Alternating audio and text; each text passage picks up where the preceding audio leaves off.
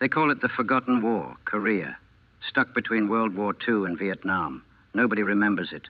Nobody talks about it. But I remember, God help me, I remember every frozen second of it. My name is Sergeant James Kowalski. I'm 60 years old now. In November 1950, I was 20 years old and a corporal with the 1st Marine Division, 7th Regiment. We were in North Korea, pushing toward the Yalu River, thinking the war was almost over. We were wrong about that. Wrong about a lot of things. I'd enlisted in 1948, right out of high school. Pittsburgh boy. Wanted to see the world. Wanted to serve. The Marines seemed like the right choice. Tough, elite, the best. Boot camp at Paris Island. Advanced training at Camp Lejeune.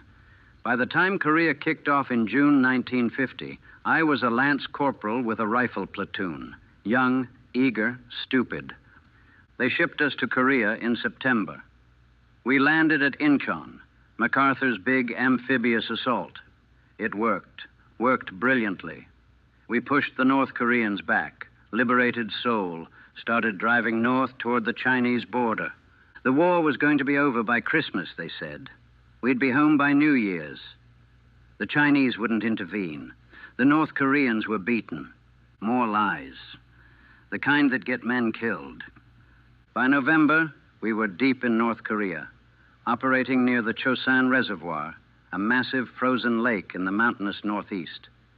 It was cold, not regular cold, not winter cold. This was something else, something inhuman, minus 30 degrees Fahrenheit. Sometimes worse. Wind that cut through every layer you wore. Air so cold it hurt to breathe. We weren't equipped for it. Summer uniforms, light jackets. Some guys had winter gear, most didn't. We were freezing before the fighting even started. My platoon was down to about 30 men. We'd taken casualties pushing north. Lost some to the cold, frostbite, exposure. Replaced them with green replacements who didn't know what they were walking into. I remember one kid, PFC Danny Martinez from Texas, 18 years old, arrived in late October. He kept asking when we were going home. Soon, kid, I'd tell him. War's almost over. Another lie. On November 27th, we were dug in around the reservoir, spread thin, too thin. The Chinese, who weren't supposed to be there, who our intelligence said weren't there, they were in the mountains. Hundreds of thousands of them, surrounding us. We didn't know, didn't see it coming. That night, the temperature dropped to minus 35. The wind was screaming. We were in our holes, trying to stay warm, trying to stay alert. And then the bugles started, Chinese bugles, whistles. Hundreds of them, coming from the darkness, coming from everywhere. What the hell is that? Martinez asked, his first time hearing it. I knew what it was, we all did, the ones who'd fought the Chinese before. Get ready, I said, chambering around. They're coming. The platoon sergeant, Staff Sergeant Mike O'Brien, Boston Irish, tough as nails, he was moving down the line. Lock and load. Watch your sectors. Here they come. We couldn't see them yet, just heard them. The bugles getting louder, the whistles, and underneath it all, this sound, like a wave, like an ocean of men moving through the darkness. Jesus Christ, someone whispered. The Chinese hit us in human waves, hundreds of them, thousands, screaming, blowing bugles, overwhelming our positions through sheer numbers. That was November 27th, 1950. The first night of what would become the Battle of Chosin Reservoir. We thought the war was almost over, thought we'd be home for Christmas. Instead, we were about to fight for 17 days in conditions that should have killed us all. Instead, we were about to learn what it meant to be surrounded by 10 divisions of Chinese infantry in the worst winter in Korean history. Instead, we were about to experience something that would haunt us for the rest of our lives. The frozen hell of Chosin. And some part of me, the part that believed in warmth and safety and going home, that part died on the first night. Froze to death in a hole in North Korea, listening to Chinese bugles in the darkness, What survived the next 17 days wasn't quite human anymore. Just something that could kill and march and freeze and somehow keep moving. That's what Chosin did to us. It killed who we were and left something else behind. The Chinese came in waves. That's the only way to describe it. Waves of men, one after another, never stopping. We'd kill the first wave and the second would be right behind them. Kill the second and the third was already coming. They just kept coming. Our M1s were jamming. The cold was so intense the gun oil froze. The bolts wouldn't cycle properly. We'd fire a few rounds and the rifle would lock up. Had to work the bolt manually. Lost precious seconds while Chinese soldiers charged at us. The BARS, Browning automatic rifles, they jammed constantly. Machine guns seized up. Even grenades were unreliable. Some wouldn't explode. The cold had frozen the mechanisms. We were fighting with equipment that didn't work in equipment-killing cold. "Keep firing," O'Brien was shouting, moving up and down the line, shooting, directing fire. "Aim low. Watch the flanks." I fired until my rifle jammed, worked the bolt, fired again, jammed again. Martinez next to me doing the same, his hands shaking from cold or fear or both. The Chinese were close now, 30 yards, 20. We could see them in the muzzle flashes, quilted uniforms, fur caps. Some had rifles, some had burp guns, their submachine guns. Some just had grenades. They were screaming, this high-pitched battle cry that cut through everything, through the shooting, through the wind, through your skull. We threw grenades, fired, bayonets, fixed. This wasn't modern warfare. This was something primitive, desperate. A Chinese soldier made it into our position, jumped into the hole next to mine. I heard the fighting, grunting, a scream, then silence. Private First Class. Tommy Chen, Chinese-American kid from California, he climbed out of that hole covered in blood. Not his blood. "They're in the line," he shouted. Hand-to-hand fighting. In the dark. In minus 35-degree cold. Men killing each other with knives and entrenching tools and bare hands. I shot a Chinese soldier at 5 feet. Watched him drop. Another one right behind him. Shot him too. Another. They kept coming. Martinez went down. Took a round to the shoulder. Screaming. I pulled him back, tried to stop the bleeding. My hands were so cold I couldn't feel them. Couldn't tell if I was even applying pressure. A corpsman, Navy medic, came crawling over. HM2 Bill Jackson. He looked at the wound. "He'll be okay," Jackson said. "Bandage it. Keep him warm. Keep him warm." In minus 35 degrees, with Chinese soldiers overrunning our position. Jackson moved on to the next casualty, and the next, working by feel because his hands were too frozen to feel properly. The attack lasted 3 hours, 3 hours of constant fighting, of waves of Chinese, of rifles jamming, and men dying, and the cold that never stopped. Finally, around 0300, they pulled back, broke contact, disappeared into the darkness like ghosts. We'd held, barely. I looked around our position, bodies everywhere, Chinese mostly, but some of ours too. PFC Anderson, kid from Minnesota who'd made jokes about the cold because he was used to it, he was dead. Shot through the head. Corporal Davis, dead. Throat cut in close combat. 5 more wounded. Martinez with his shoulder. 2 others with gunshot wounds. 1 with a bayonet wound. 1 with frostbite so bad his fingers were black. And we'd only held because they'd withdrawn. If they'd kept coming, they'd have overrun us. "Ammo check," O'Brien was calling out. "Police up the dead. Get their ammunition, weapons, everything." We stripped the dead, ours and theirs. Took their ammunition, their grenades, their weapons. Took their quilted jackets because we were freezing. Took anything that would help us survive.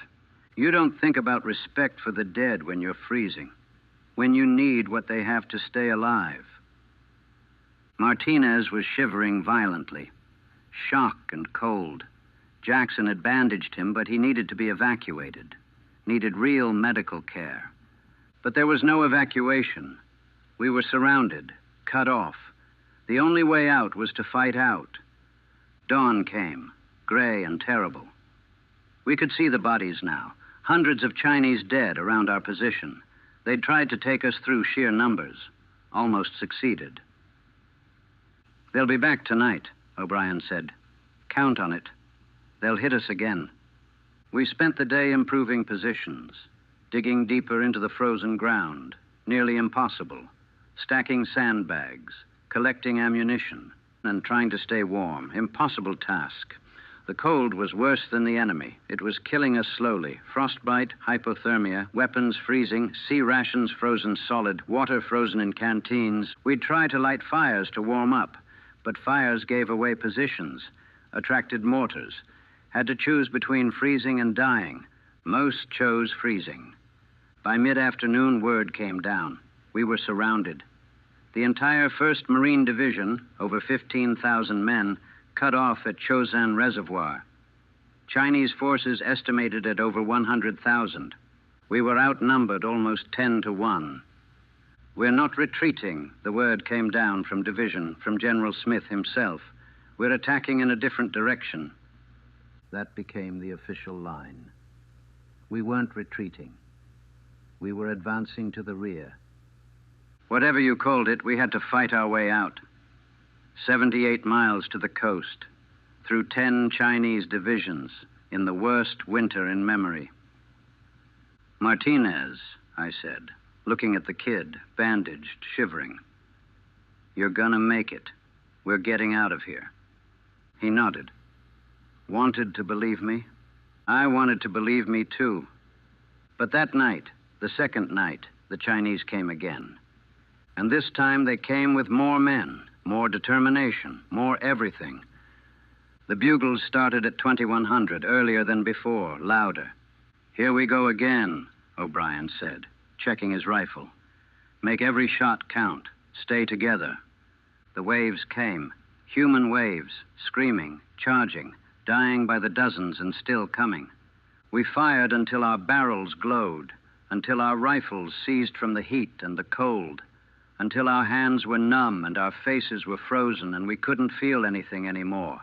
Just kept killing, kept firing, kept fighting, because stopping meant dying, and we weren't ready to die yet. Not yet. The second night was worse than the first. They'd learned our positions, knew our weak points, came at us harder. We lost another 6 men that night, killed, just gone. One minute they were fighting beside you, the next they were dead in the frozen dirt. Tommy Chen took a round to the chest, went down without a sound. I dragged him back, but he was already gone, eyes open, staring at nothing, frozen blood on his lips. He'd survived hand-to-hand combat the first night. Didn't make it through the second. By dawn on November 29th, we'd been fighting for 2 days straight. No sleep, no real food. Just cold and combat and death. The order came down. We're breaking out, moving south, the entire division, fighting our way to the coast. 78 miles through Chinese-held territory, in minus 40-degree weather, carrying our wounded, fighting the whole way. They called it a breakout. It was a fighting retreat. But Marines don't retreat, so we called it something else. The first day of the march, November 29th, we moved maybe 5 miles. 5 miles of constant combat. Chinese attacking from the hills, from the roadside, from everywhere. We'd fight through one position and there'd be another, and another. Endless. Martinez was with us, still alive, still shivering. His wound was getting infected. I could see it, could smell it. But there was no way to treat it properly. No warm place to heal. Just keep moving and hope. The wounded were the worst part. We had hundreds of them. Men who couldn't walk, couldn't fight. Just lying on trucks and trailers, freezing, dying slowly. Some of them asked us to leave them. "Just leave me. Save yourselves." We didn't. Marines don't leave Marines behind. We carried them. All of them. The wounded, the frozen, even the dead, at first, until we couldn't anymore. By the second day of the march, November 30th, we were leaving equipment behind. Vehicles that wouldn't start in the cold. Artillery pieces we couldn't pull. Anything that slowed us down. But never the wounded, never the dead if we could help it. O'Brien was shot on November 30th. Sniper round. Caught him in the leg, went down cursing. "Keep moving," he yelled from the ground. "Don't stop for me." We stopped anyway. Got him on a truck with the other wounded. He'd led us for 2 days. We weren't leaving him. I took over the platoon. 23 men left out of the original 30. 7 dead. The rest wounded or frostbitten or both. My hands were black with frostbite. Couldn't feel my feet. My face was numb, but I was still moving, still functioning, still alive. That's all that mattered. Stay alive, keep moving, get to the coast. The Chinese hit us every night, sometimes during the day, too. They had the high ground. We were in the valley. They'd attack from the hills and we'd fight them off, kill them by the hundreds, thousands. But they kept coming. Always kept coming. On December 1st, we had to abandon the dead. Couldn't carry them anymore. Needed every truck for the wounded. Every man who could walk had to walk. We left them by the roadside, stacked like cordwood, frozen solid, 100 Marines in their last formation. I walked past them, looked at their frozen faces. Some I knew, some I didn't. All of them were brothers. "I am sorry," I said, to no one, to all of them. "I'm sorry." Martinez died on December 2nd. The infection had spread, sepsis. His fever was cooking him from the inside while the cold froze him from the outside. He was delirious at the end, talking to his mother, saying he was cold, asking when he could go home. "Soon, kid," I told him. One last lie. Soon. He died that night. 18 years old, from Texas. Never saw home again. We put him with the other dead. Left him by the roadside in North Korea, frozen, alone. I kept his dog tags, still have them. Don't know why, don't know what good they do. By December 3rd, the column was strung out for miles. Thousands of Marines, hundreds of vehicles, Chinese attacking constantly. The cold killing as many as the bullets. Men were falling out, just sitting down by the side of the road, giving up, freezing to death. We'd try to get them moving. "Get up! Keep moving, you stop, you die." Some got up, some didn't. Some just sat there and died. You couldn't save them all, could barely save yourself. The nights were the worst. The temperature would drop to -45, -50. Cold beyond description, beyond survival. We'd huddle together for warmth. 5 or 6 men pressed together, trying to share body heat, trying to stay alive until dawn. Some men didn't wake up, would just freeze to death during the night, sitting there with their eyes open, frozen solid. We'd take their ammunition, their gear, leave their bodies. Had to, no choice. Survival meant taking from the dead.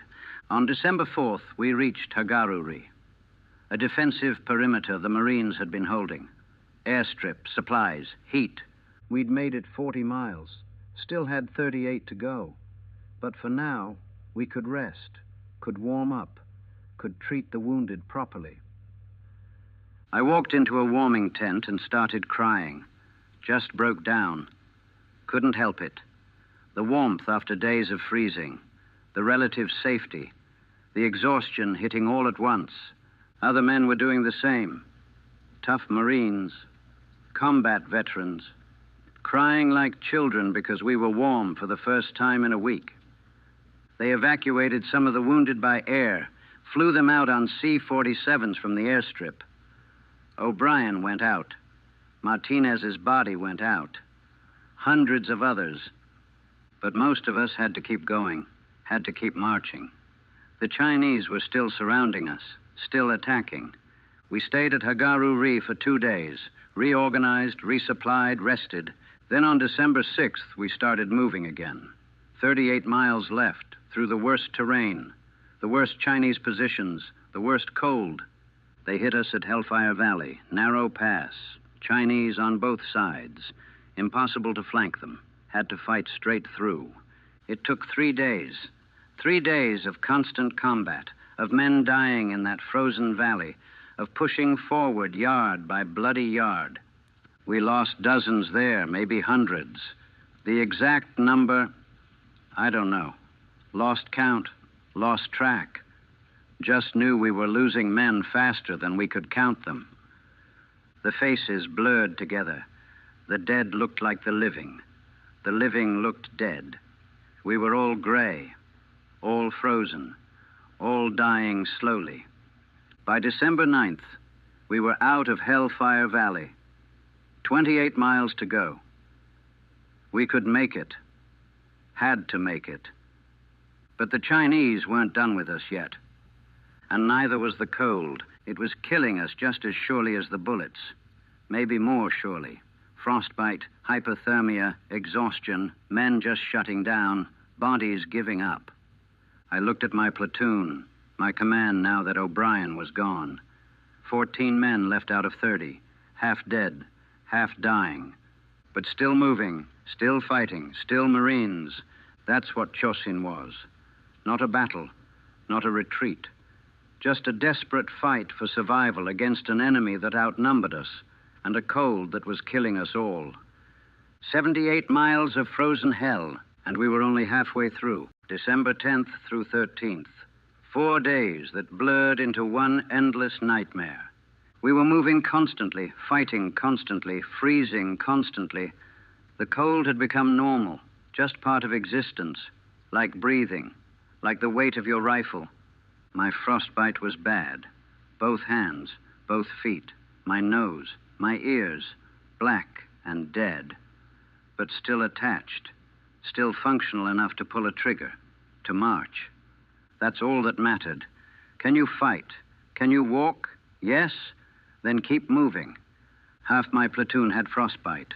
All of them had some degree of hypothermia. We were walking dead men, corpses that hadn't figured out how to lie down yet. But we kept moving. The Chinese were everywhere, not in organized attacks anymore. We'd killed too many for that. Now they were snipers, ambushes, small unit actions, constant harassment. They'd hit us, we'd fight back, they'd fade into the hills, then hit us again 5 miles later. We couldn't rest, couldn't stop. Stopping meant freezing, meant dying. On December 10th, we lost Private Kelly, not to combat, to the cold. He'd been wounded 2 days earlier, minor wound, through and through, gunshot to the arm. Should have survived. But the wound got cold, frozen. Then it got infected, and his body just gave up, shut down, hypothermia and infection and exhaustion. He died on a truck surrounded by other wounded, 21 years old, from Chicago. We left him at the next aid station with dozens of others who'd died overnight. The corpsmen would handle it. We had to keep moving. That became the routine. March, fight, watch someone die, keep marching. The Marine Corps band, yes, we had a goddamn band with us. They were fighting as infantry by now. Musicians carrying rifles, playing a different tune. Some of them made it, some didn't. When the Marines say, every Marine a rifleman, they mean it. On December 11th, we crossed a bridge at Funchalen Pass. The Chinese had blown it. Engineers had built a temporary bridge, sections dropped by parachute, assembled under fire. We crossed single file, Chinese shooting at us from the hills, men falling off into the gorge below. I made it across, looked back. My platoon was scattered, some still on the bridge, some already across, some gone. By the time we regrouped on the other side, we were down to 11 men, 11 out of 30. I didn't know where the other 3 went. Lost on the bridge, fell out during the march, died and I didn't notice. In the chaos, men just disappeared, and you couldn't stop to look for them. The column kept moving. If you stopped, you died. Simple as that. December 12th, we reached Kotori, another defensive position. More supplies, more warmth, more evacuation flights. They tried to evacuate me, saw my frostbite, said I needed medical treatment, said I was done fighting. I refused.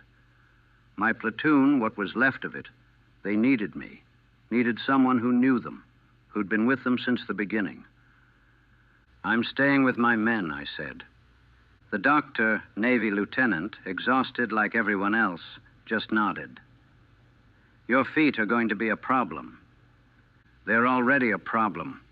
I'll worry about it when we get to the coast. He bandaged them better. Gave me extra socks. Let me go. 11 men left. We'd started with 30 on November 27th, 16 days ago. Felt like 16 years. Corporal Mike Riley, Private Jim Baker, PFC Steve Morrison, Private Joe Park, Korean-American from L.A., Private Sam Wright, Lance Corporal Don Fisher, Private Pete Alvarez, Private Tom McDonald, PFC Eddie Kovacs, Private Jack Sullivan, and me. 11 men who'd survived Chosin so far.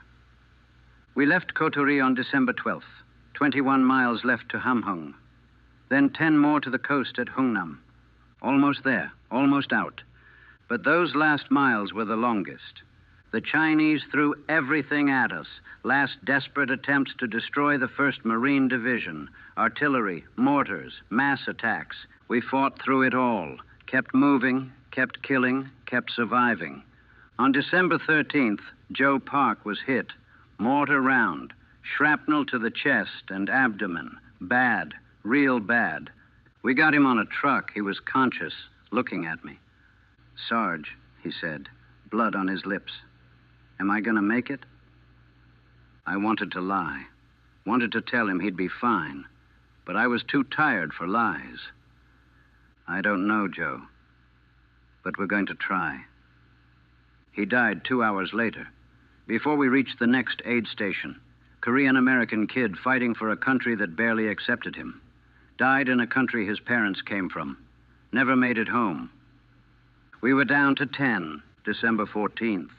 We could see the coast, could see the ships in the harbor at Hungnam, could see salvation. But we still had to get there. Still had to fight through the last Chinese positions. Still had to march those final miles. My feet were gone. I knew it. Couldn't feel them anymore. Black up to the ankles. Would probably lose them both. But I could still walk on them. Still move. So I moved. The platoon, my 10 men, we stayed together, helped each other. When one would stumble, the others would catch him. When one wanted to stop, we'd push him forward. We were family now, closer than family, bound by blood and cold and survival. On December 15th, we reached Hungnam. The harbor was full of ships, LSTS cargo ships. Everything the Navy could get up there. They were evacuating the entire division. 15,000 Marines, plus Korean refugees, plus equipment. Everything that could move was getting on those ships. We stumbled onto the docks, filthy, frozen, broken, but alive. We made it, someone said. Might have been me. Might have been one of the others. We'd marched 78 miles through 10 Chinese divisions in the worst winter in Korean history. We'd fought every day, lost half our men, nearly froze to death a dozen times. But we'd made it. The 1st Marine Division had made it out of Chosin Reservoir. We climbed aboard an LST. They directed us below deck. It was warm, actually warm. Heat coming from the engines, from the compartments. I sat down on the deck, took off my helmet, and I realized I couldn't feel anything. Not relief, not joy, not anything. Just empty. Number. Frozen inside just like my hands and feet. We'd survived. But something had died up there in those frozen mountains. Some part of us that made us human, that felt things, that cared about things. It froze to death at Chosin. And what came out, what made it to the ships, was something else, something that could survive anything, but couldn't quite live anymore.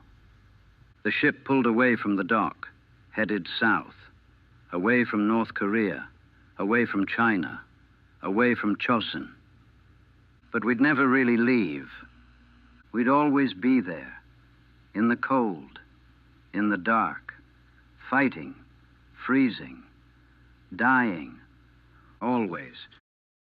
The ship took us to Busan, southern tip of Korea, safe, warm, far from Chosin. They unloaded us at the docks, lined us up, started processing us, names, units, injuries. When they saw my feet, they sent me straight to the hospital. Both feet were black, dead tissue. Frostbite had killed them. The doctors said they'd have to amputate, both feet, maybe up to the ankles, maybe higher. Wouldn't know until they got in there. I didn't feel anything about it, just nodded, said okay. What else was I supposed to do? Cry about it? The feet were already gone. Had been for days. This was just making it official. They operated on December 18th. Took both feet, just below the ankle. Said I was lucky. Could have been worse. Could have lost more. Lucky. I woke up in a hospital bed with no feet, with bandaged stumps where my feet used to be. 20 years old. A cripple. Lucky. The other men from my platoon, the 10 who'd made it, they came to visit. Stood around my bed, looked at me, looked at the stumps. Nobody knew what to say. "You're going home, Sarge," Jim Baker finally said. "Silver lining, right?" "Yeah," I said, voice flat. Home, home. Like that meant something anymore. Like I could just go back to Pittsburgh and pick up where I left off. Like I was still the same person who'd enlisted in 1948. I wasn't.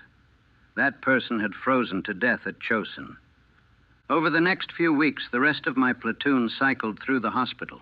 Various injuries, frostbite, wounds that needed treatment. Mike Riley lost 3 fingers. Steve Morrison lost his left ear. Don Fisher had frostbite so bad in his hands he'd never have full use of them again. All of us damaged. All of us marked by Chosin. We'd sit together in the hospital ward.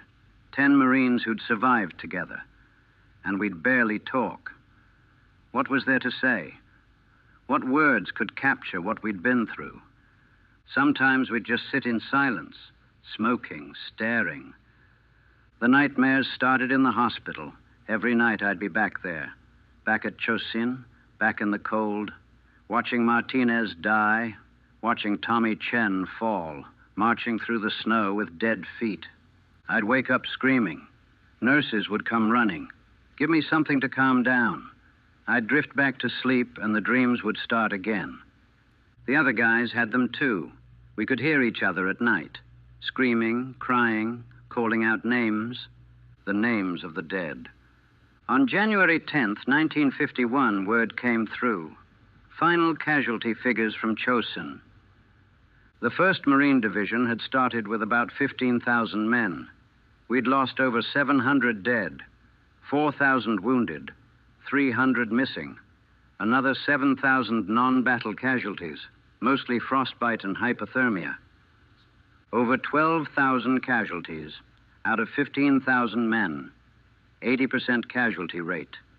We'd destroyed or crippled 7 Chinese divisions, killed or wounded over 37,000 Chinese soldiers. They called it a victory, a fighting withdrawal, the greatest retreat in military history. I read those numbers and felt nothing, just numbers, just statistics. They didn't capture it, didn't explain what it was like, what it cost. They didn't mention the men we left frozen by the roadside, the ones who gave up and sat down to die, the faces that would haunt us forever. Numbers can't do that. On February 2nd, they shipped me stateside, hospital ship to San Francisco, then by plane to Pittsburgh. My parents met me at the airport. My mother saw the wheelchair, saw the stumps, and she just collapsed.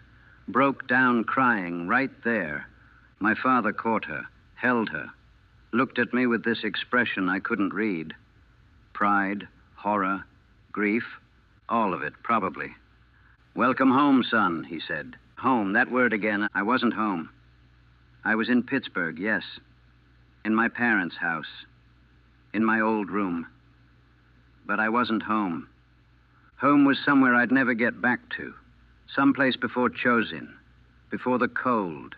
Before I watched 19 men from my platoon die. I tried to adjust.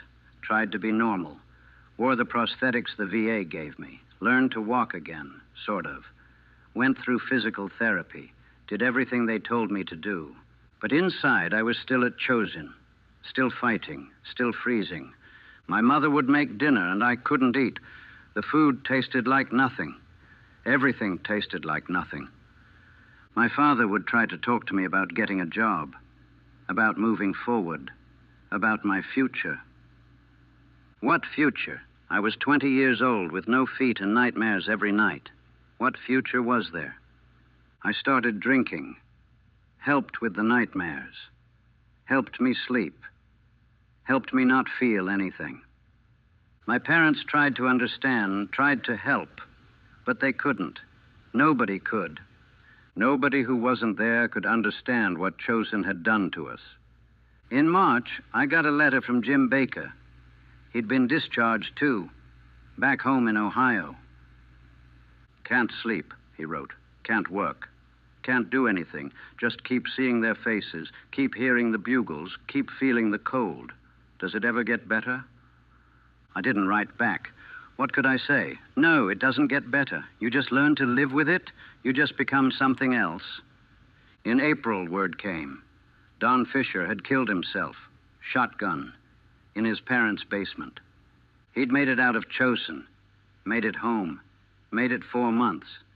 And then the weight of it, of surviving when others didn't, of carrying those memories, of living with what we'd done and seen, it became too much. At the funeral, I didn't go, couldn't go. They said he was a hero, that he died serving his country, that we should be proud of his sacrifice. But he didn't die serving his country. He died because Chosin killed him. Just took 4 months longer than it took to kill Martinez or Tommy Chen. That's when I understood, really understood. We hadn't survived Chosin. None of us had. We'd just taken longer to die. Some of us were already dead, like Don, who'd figured it out and ended it. Some of us were dying slowly, drinking ourselves to death, unable to function, unable to connect. And some of us were just existing, going through the motions, pretending to be alive while being dead inside. I was in that last category, the walking dead. The ones who'd survived physically but died in every way that mattered. 20 years old, no feet, no future, no hope, just memories of cold and death and the faces of 19 men I couldn't save. That's what Chosin gave me.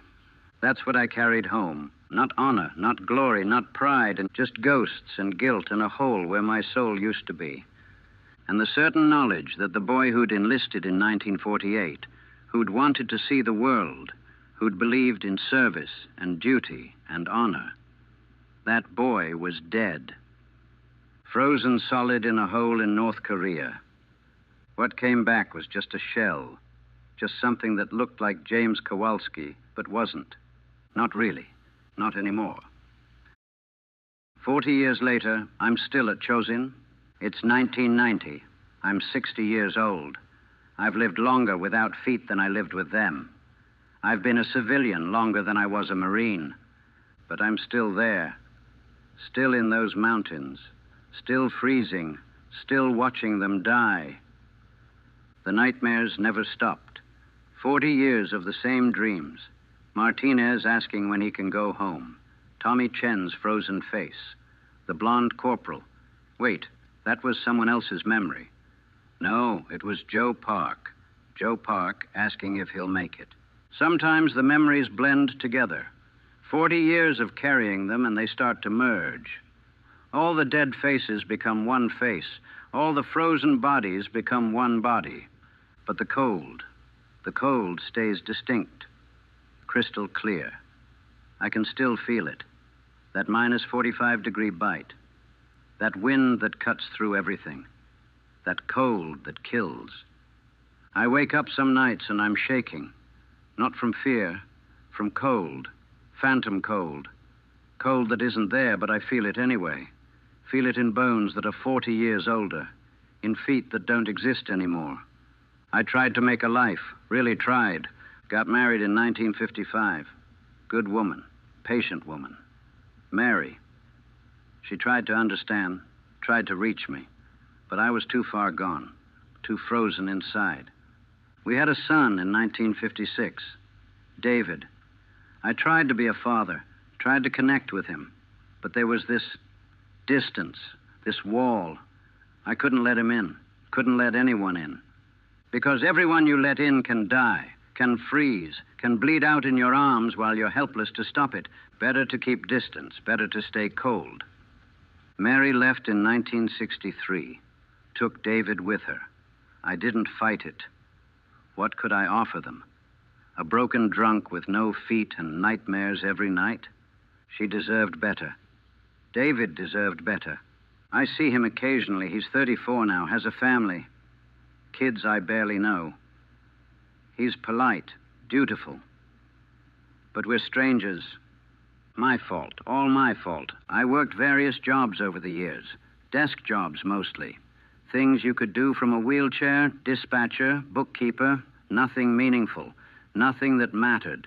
Just ways to pass time until I could drink myself to sleep. The VA has tried to help. Therapy, support groups. Medication for PTSD, that's what they call it now. Post-traumatic stress disorder. Got a name for it. Makes it official. Doesn't make it better. I went to a support group once. Vietnam vets mostly, some Korea vets like me. Sitting in a circle, talking about our trauma. A Vietnam vet was talking about his tour. The heat, the jungle, the fear. Watching his buddies die. And I thought, at least you were warm. At least your feet worked. At least when your buddies died, you could bury them properly. Then I hated myself for thinking it. Suffering isn't a competition. His pain was real, valid, just as real as mine. But I couldn't go back, couldn't sit there and share, couldn't open up those wounds. Better to keep them frozen, buried, hidden.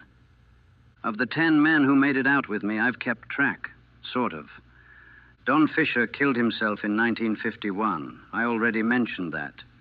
Jim Baker died in 1967, drove his car off a bridge, ruled an accident, but I knew. Steve Morrison drank himself to death by 1970. Liver failure. 40 years old. Mike Riley, last I heard, he's alive, living somewhere in California. We haven't spoken since 1952. Joe Park. Wait, Joe died at Chosin. I meant, who was I thinking of? See, the memories blur. Eddie Kovacs, Jack Sullivan, Pete Alvarez, Tom McDonald, Sam Wright. I don't know what happened to most of them. Lost touch, lost track. Maybe they're doing fine. Maybe they're dead. Maybe they're like me, frozen somewhere between living and dying. The Marine Corps has reunions. Chosin Few, they call us. The survivors of the Chosin Reservoir. They meet every year, share stories, remember the fallen. I've never gone. Can't celebrate survival that isn't really survival. Can't smile and reminisce about the worst 17 days of my life. Can't look at other Chosin Marines and see the same emptiness I see in my mirror. They're making a memorial now. Korean War Veterans Memorial in Washington, D.C. Supposed to be finished in a few years. Honor the forgotten war. Honor the men who fought there. Good. They should be remembered. The ones who died. The ones who suffered. The ones who gave everything. But a memorial won't bring them back. Won't warm them up. Won't make Chosin mean something beyond suffering and death and frozen corpses. I'm 60 years old. I've been on disability since 1951, living in a small apartment in Pittsburgh, alone, no family, no real friends, just memories and phantom pain and cold that never goes away. My feet ache, both of them, the feet that aren't there anymore. Phantom limb pain, they call it. Your brain still thinks they're there, still sends signals, still feels pain from feet that are 40 years gone. Sometimes I think that's a metaphor. My brain still thinks I'm that 20-year-old Marine, still sends signals, still feels pain from a person who's 40 years gone. Because that's what Chosin took, not just my feet, my whole self, who I was, who I might have become. I was 20 years old with a whole life ahead of me. Could have done anything, been anything. Instead, I froze in a hole in North Korea, and what came back was just this broken thing that can't feel warmth, can't feel love, can't feel anything except cold and guilt and the weight of 19 dead men. Sometimes people thank me for my service, see the wheelchair, see the Korea veteran hat I wear sometimes. Thank you for your service. Thank you for your sacrifice. I nod. Say you're welcome. Don't tell them the truth, that I didn't sacrifice. Sacrifice implies choice, implies giving something willingly for a greater purpose. I didn't give anything. It was taken, torn away, frozen off. And I'm not sure what the greater purpose was. We didn't win Korea. We fought to a stalemate. Millions died. The country's still divided, still technically at war. Martinez died for that. Tommy Chen died for that. 19 men from my platoon died for that. For a stalemate, for a forgotten war, for nothing that lasted. Maybe that's the worst part. Not the suffering, not the loss, but the meaninglessness of it. If it had been for something important, something lasting, something that mattered, maybe I could live with it, but it wasn't. It was just war. Pointless, brutal, destructive. And I'm sitting here 40 years later, still cold, still broken, still carrying it, still dying from it. Because that's what Chosin does. It kills you slowly, over decades, through nightmares and guilt and cold that never ends. Some of us died fast, like Martinez, like Joe Park. Some of us died later, like Don Fisher, like Jim Baker. Some of us are still dying, like me. But we're all dying, all of us who were there, because nobody survives Chosin. Not really. We're all still up in those mountains, still surrounded, still fighting, still freezing, still 20 years old and watching our friends die forever. They call me a survivor, a Chosin few, one of the lucky ones who made it out. But I didn't make it out. I'm still there, still at Chosin, still frozen, still dying, and I will be until the day this body finally gives up and joins all the others I left behind in North Korea. Maybe then I'll finally be warm. Maybe then it'll finally be over. But until then, I'm still there. We all are. Still at Chosin, always at Chosin, frozen forever in November 1950. That's the truth of it. That's what the forgotten war left us. Cold and death and ghosts. And we carry it all. Until we can't anymore.